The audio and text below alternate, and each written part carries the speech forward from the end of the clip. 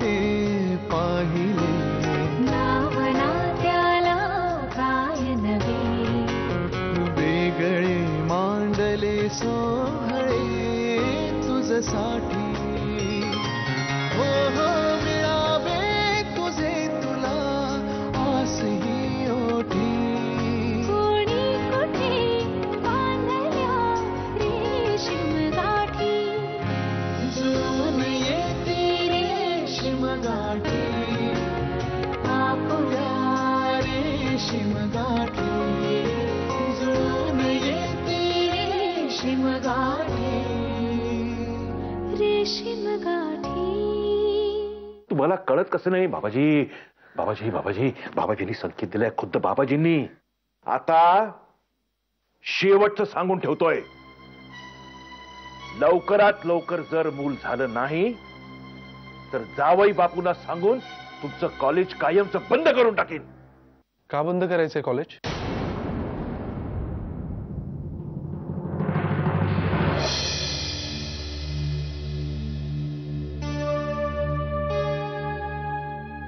का बंद करायचंय? म्हणजे आम्ही असा आमचा बोलणं असं चाललं होतं की आता गुड न्यूज आली की मग त्यांना कॉलेजला जाता येणार नाही ना. बाबाजी बाबाजी लक्ष असू द्या बाबाजी, म्हणजे काय त्यांना दगदग झेपणार नाही ना. ते तर आहेच बाबा, गोड बातमी तर देणारच आहोत आम्ही. हो पण मेघनाचं MA पूर्ण झाल्याची गोड बातमी सगळ्यात आधी, आणि मग बाकीचं. बाबा अजून आम्हाला खूप हिंडायचंय, ट्रेकिंग करायचंय, अख्खा भारत पालथा घालायचाय, पावसात भिजायचंय, हिमालयातला बर्फ एन्जॉय करायचाय, Jim Corbett, Kerala, mount Abu सगळीकडे जायचंय. आता तुम्हीच सांगा 2 वर्ष तरी पुरणार आहेत का हे सगळं करायला? तोपर्यंत नो जबाबदारी, आम्ही दोघंच. काय ना बाबा, आम्हाला स्वच्छंद हिंडायचंय दोघांनाच. आम्ही आमचा हनीमून अर्धवट टाकून आलो असलो तरी आमचे हे बाकीचे फिरण्याचे प्लॅन्स चालू आहेत, है ना मेघना? जय हो जय हो. नानासाहेबांना भेटतो मी. हा तुमचं चालू द्या. येत आहे ना भेटायला? हा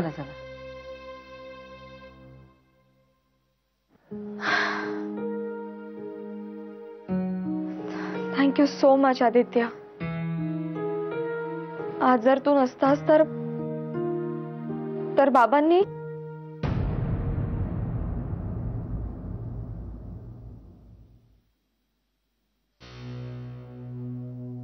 छान झाला नाही समारंभ? उत्तम.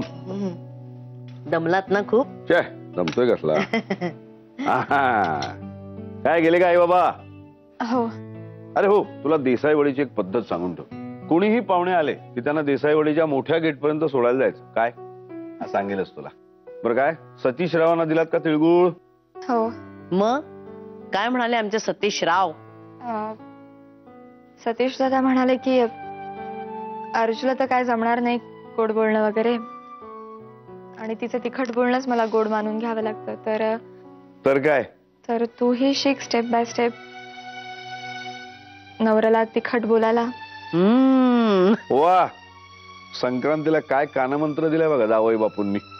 बरं आहे बघा, आता अमित दादा आणि विजयाला पण नेऊन द्या, आणि हो पल्लवला 2 द्या, जरा बरं वाटेल त्याला.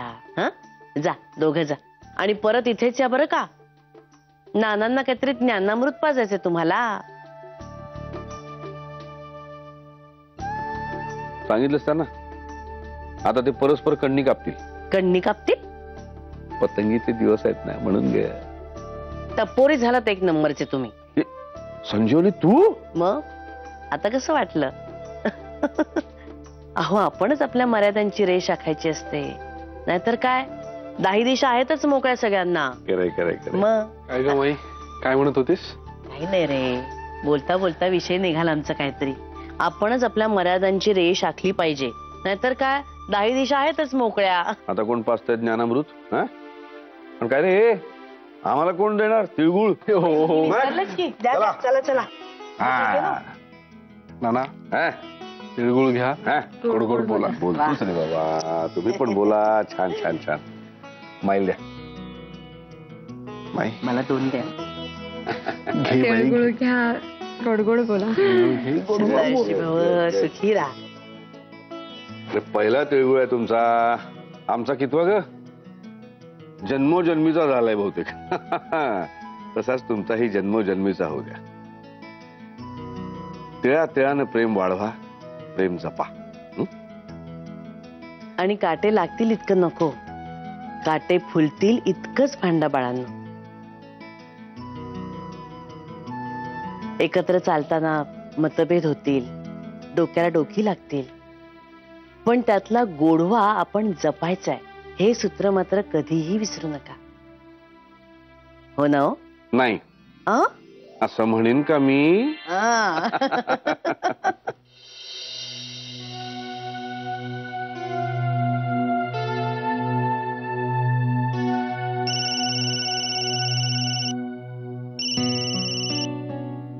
Hello Iyer. Thank you thank you. Wish you the same. अरे छोड़ो यार, कभी घर आओ खाना खाने तो कुछ बात है. हाँ बाबा, बीबी के हाथ की स्पेशलिटी खिलाऊंगा बस. अरे ऐसी बात नहीं यार, जॉइंट फैमिली है हमारी. हाँ फिर अच्छा ठीक है ठीक है. चल फिर मिलते हैं. Good Knight. बाय.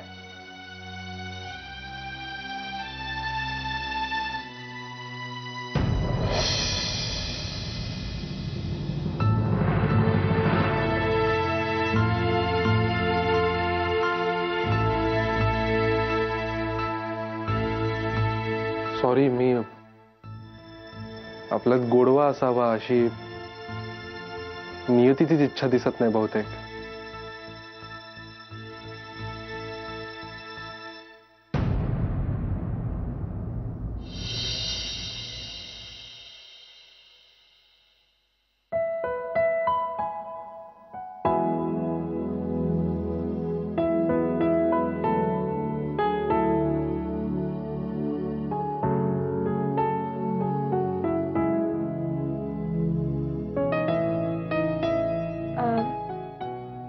काय सापडत नाहीये?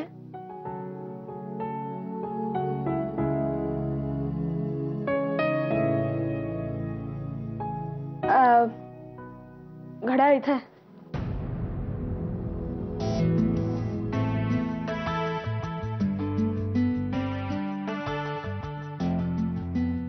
तू सांगितलंस तर मीही शोधू शकेन ना.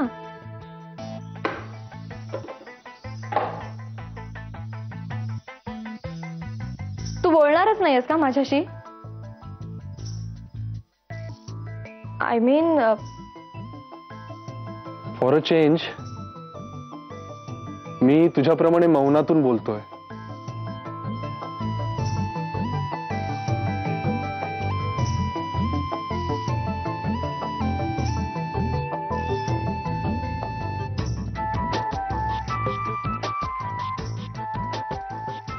आणि काय आहे ना, मौनाचं इंटरप्रिटेशन आपण नेहमी आपल्या मनाच्या रंगानुसार करत असतो. मी बोलतोच आहे तुझ्याशी. ऐक ना, मला या नोट्सच्या झेरॉक्स करायच्या आहेत. तू प्लीज मला नॉवेल्टी पर्यंत सोडशील? हो.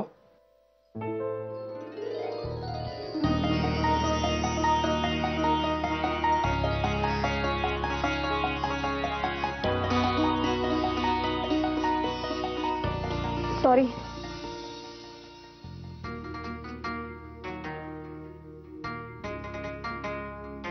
बसून खा रे. इतकी घाई होती तर मग लवकर उठायचं ना जरा. नाही म्हणजे पहिल्या वर्षी तुम्हाला कन्सेशन आहे हो. बरं डबा, अगं बाई डबा भरून पण झाला का तुझा?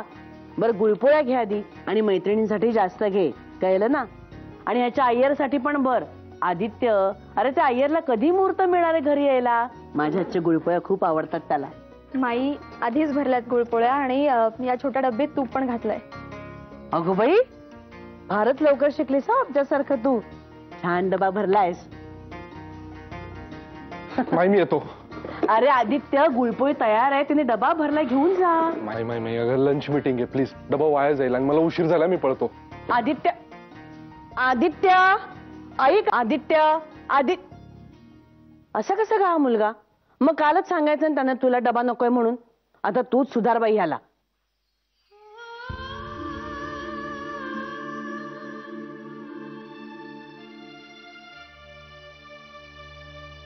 अरे अरे अरे अरे अरे तू तू तू का उठतोयस का? आजोबा मला इथे बोर झालंय हो. अरे पण तू असं कसं करतोय? तुझं पाय फ्रॅक्चर झाला की नाही? हाड मोडलंय तुझं. मग त्याच्यावर जर का तू उतरलास आणि असं वजन पडलं, प्रेशर आलं तर ते हाड जुळणार नाही. मग हे प्लॅस्टर आहे ना, हे अजून काही दिवस ठेवायला लागेल.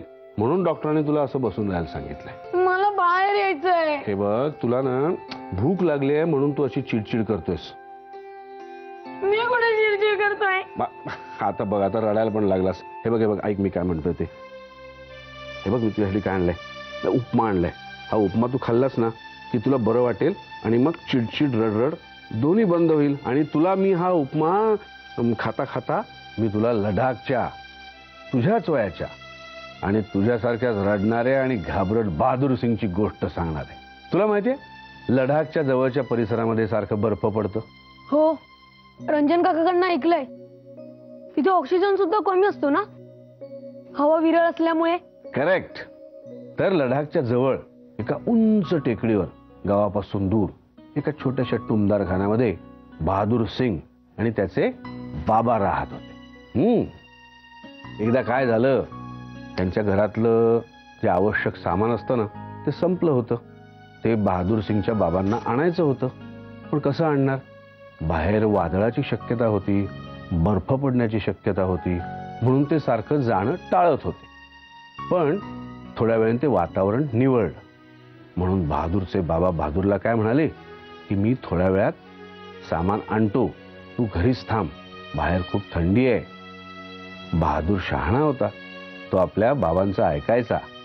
म्हणून असं सांगून बहादूरचे बाबा ते सामान आणायला निघाले. बहादूर घरात एकटाच होता. त्याने दार लावून घेतलं. मग बहादूर सिंग असा खिडकीतून काचेतून त्यांची वाट पाहत बसला. थोडा वेळ बरा गेला. थोड्या वेळाने अचानक वादळ सुरू झालं. जोरात वादळ सुरू झालं. बर्फ पडायला लागलं. दाराच्या फटीमधून, खिडकीच्या फटीमधून सू सू सू असा वादळाचा आवाज यायला लागला. काचांवर बर्फ साठायला लागलं. बहादूर सिंग आता घाबरायला लागला. एरवी असं काय झालं की बाबा त्याच्या बरोबर असायचे ना, पण आज तो एकटा होता. तो घाबरायला लागला, रडायला लागला. बाबा बाबा अशा हाका मारायला लागला. बाबा कसे येणार? बाबाही तिकडे वादळात अडकून पडले होते ना. मग त्यांनी शांत राहून डोळे मिटले आणि आपल्या बाबांचा चेहरा डोळ्यासमोर आणला. आणि त्याला असं जाणवलं की आपले बाबा तर आपल्या जवळच आहेत, आपल्या मनात आहेत. आणि त्यांनी जेव्हा डोळे उघडले तेव्हा त्याच्या आजूबाजूचं सगळं जग बदललेलं होतं. आजोबा, हा, इथे वारा नाहीये, बर्फ नाहीये, तरी तुम्हाला काय सांगायचं ते मला समजलं. Good bye. चलो लास्ट.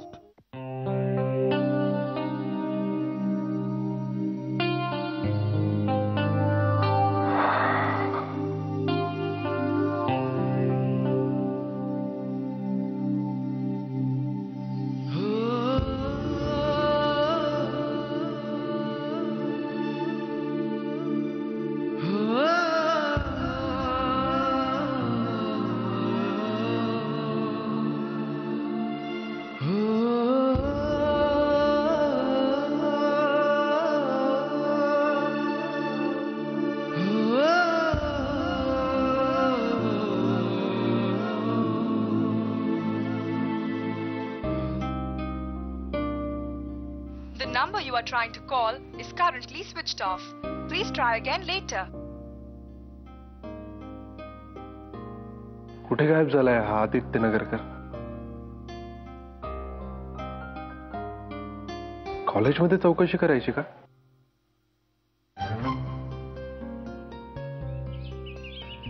अगं कुठे आहेस तू? अगं तुझ्या नोट्स आणल्या आता झेरॉक्स करून द्यायच्यात ना परत. तू आलीच नाहीस आज. हा, उद्या आलीस की नक्की देईन notes. Okay? Yes yes. Bye. Hi. बस व्यवस्थित.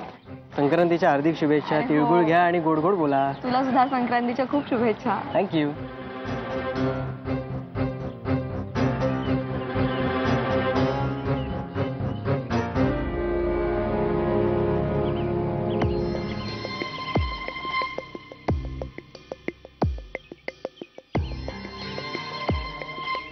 बाय. रिक्षा बोरिवली देसाईवाडी.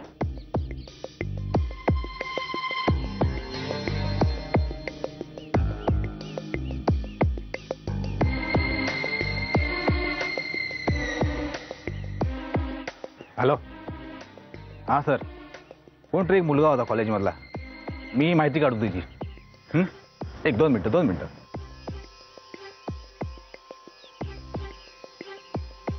Excuse me. येस. 2 मिनटं.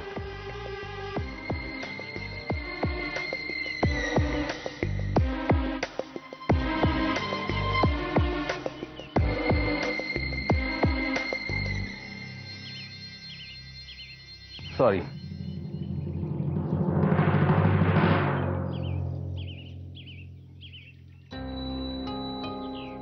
अशी का बसलीयस? हा, अरे तू, मला खूप बरं वाटलं तू आलीस ते. खरं तर मला वाटलं होतं म्हणजे तू खूप अबोल आहेस. तशी अबोलच आहे मी, पण तुला असं एकटीला बसलेलं पाहिलं आणि आपोआपच येऊन बसले मी. तुला खरं सांगू मेघना, मला ना खूप एकटं वाटतं अगं. म्हणजे नेहमीच तसं वाटतं, पण मी तसं कधी दाखवत नाही. खरं म्हणजे मी उदास आहे असं दाखवलं ना की आमचे आप्पा खूप बेचैन होतात. आप्पांनाही खूप आठवण येत असते रंजनची, पण तेही तसं कधीच दाखवत नाहीत. खरंय, कधी कधी आपल्या माणसाची आपल्याला किती तीव्रपणे आठवण येते हे आपल्यालाही कळू देत नाही आपण. पण परवा वाढदिवसाच्या दिवशी जरा गडबडलेच मी अगं. स्वतःला नाही सावरू शकले. अगं असू दे ग, आपल्या माणसातच होतीस ना तू.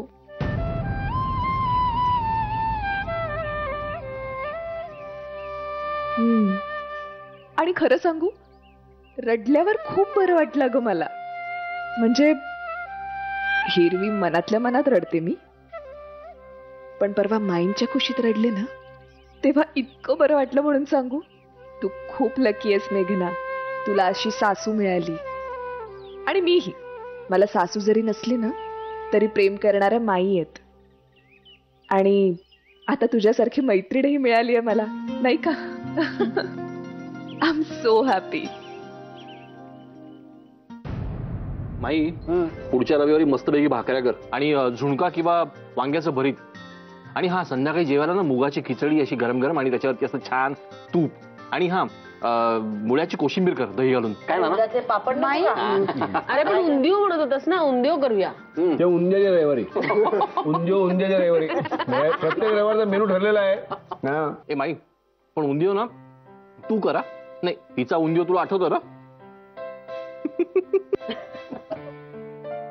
आता काय त्यावरून जन्मभर बोलणार आहेस का मला? अमित, हाच रे असं बोलतात आमच्या अर्चू बाळाला. हे बरं झालं आलीस. मला जरा दूध हवंय भातावर घ्यायला. गॅसवर आहे बघ, पटकन आण. आणते. गॅसवर आहे, आण.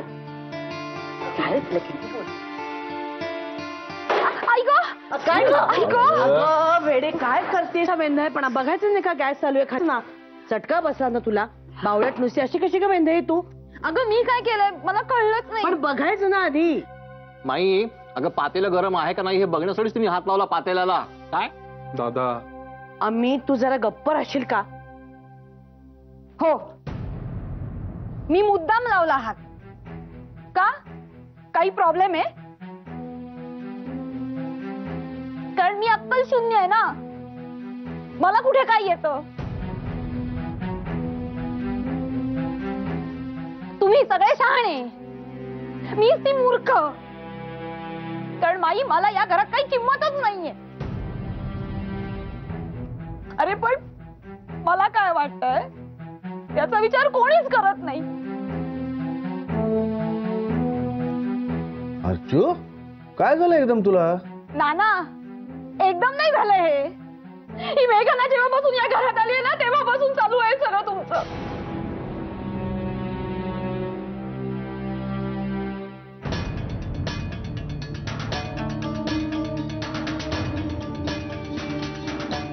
माई, अगं काय समजूत होईल हिची? काय वाटेल हिला? येता जाता सगळे माझी टिंगल टवाळी करतात, माझी मस्करी करतात. म्हणजे माझा आयक्यूच नाहीये ना काही. तुम्ही सगळेजण शहाणे, हुशार, परफेक्ट आणि मी मूर्ख, वेंदळी, बावळट ना. अर्चू वेडी आहेस का तू? बघितलं समीर दादा, आता पण तू काय म्हणालास? वेडी आहेस का तू? याचा अर्थ काय? तुला असं म्हणायचंय की मी वेडी आहे, हो ना?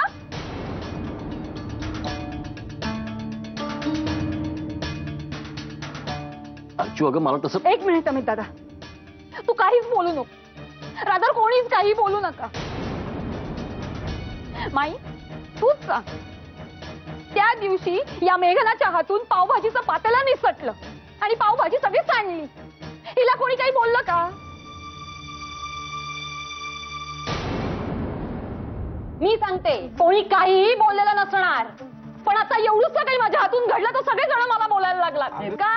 कारण मला या घरामध्ये काहीही किंमत नाहीये. मला काहीच बोलायचं नाहीये. मी ना यापुढे आता कधीच खालती येणार, काही गरजच नाहीये.